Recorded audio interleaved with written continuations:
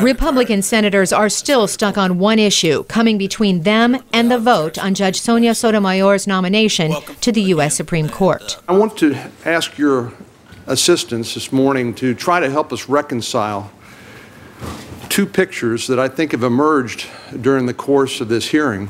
Senator John Cornyn once served on the Texas Supreme Court. He cited Judge Sotomayor's assurances of the past few days that ethnicity and race have played no part in her decisions. But then he pointed to the judge's comments over a 9-year period that a wise Latina woman would make better decisions than a white man. Are you standing by that statement? I stand by the words. It fell flat.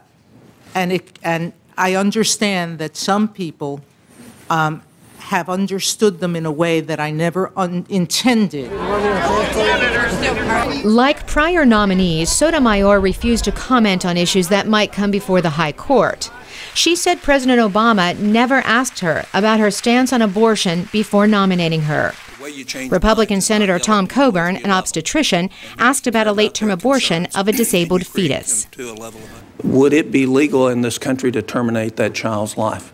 I can't answer that question in the abstract because I would have to look at what the state of the state's law was on that question. Sotomayor was also questioned about applying foreign law to judgments. Because I've never used it to interpret the Constitution or to interpret American statutes.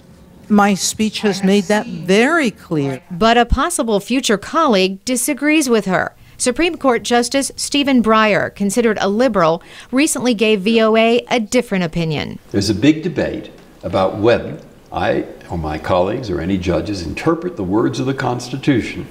Should we look to see what foreign courts have done?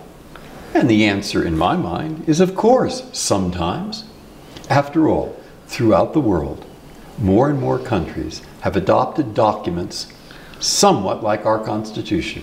Analysts predict Sotomayor will hold similar views to retired Justice David Souter, whom she is nominated to replace, and therefore not upset the current balance of the court. Carolyn Presutti, VOA News.